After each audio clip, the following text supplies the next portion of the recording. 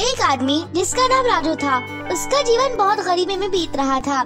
वह जंगल से लकड़ियाँ बीन और काट कर लाता, जिसे बाजार में बेचकर अपना जीवन बिता रहा था।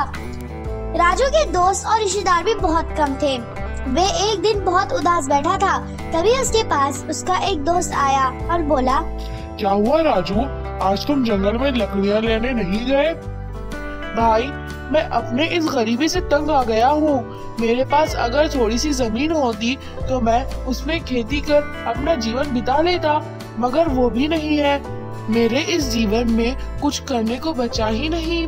तुम उदास मत हो, अभी महाराज के दरबार में प्रजा की परेशानी सुनी जा रही है और जितना हो सके महाराज अपनी प्रजा की मदद भी कर रहे हैं। तुम भी सुबह जाकर अपनी परेशानी उन्हें बताओ। राजू अपने मित्र की बात सुनकर बहुत प्रसन्न हो जाता है और सोचने लगता है, क्यों न मैं जमीन के साथ साथ कोई काम भी मांग लूं। ये विचार से वो सुबह होने का इंतजार कर रहा था। अगली सुबह राजू महाराज के दरबार में अपनी समस्या लेकर पहुंच जाता है। राजू जब दरबार में जाता है तो वहाँ देखता है लोगों की काफी भीड़ जमा है। सभी अपनी समस्या महाराज को बताते और वहाँ से दूसरी कतार में चले जाते। राजू को भी अपनी समस्या बताना था। राजू का भी जब नंबर आया, उसने महाराज से अपने जीवन बिताने के लिए कुछ जमीन और कोई रोजगार मांग की। महाराज को राजू की समस्या उतनी भी बड़ी नहीं लगी। दरबार में उपस्थित सलाहकार ने भी महाराज को यही बात बोली।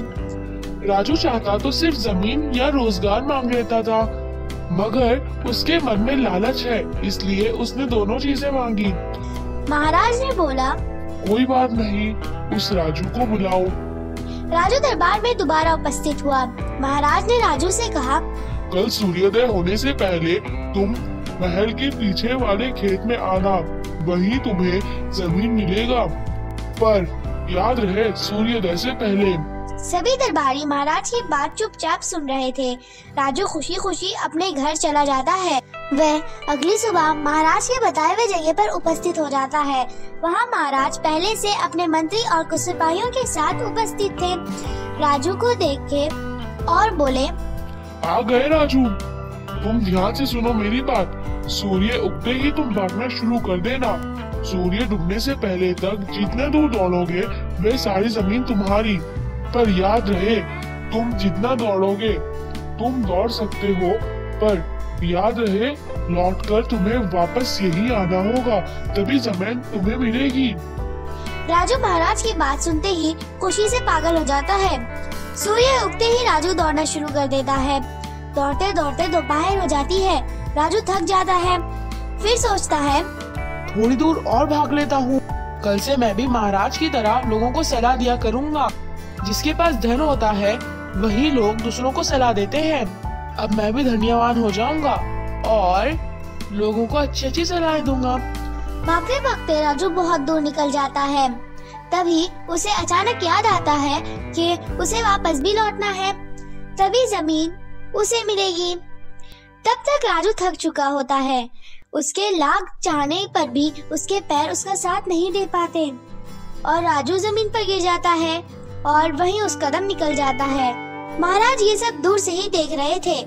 राजू जब जमीन पर गिरा तो महाराज अपने सिपाहियों के साथ राजू के पास उसे देखने आ जाते हैं। सिपाही राजू को उठाते हैं तो तभी बोलते हैं, महाराज ये तो मर चुका है, इसे 2 गज जमीन चाहिए थी, खामखा ये इतनी मेहनत कर रहा था, इसकी लालच की वजह से ही ये मरा है।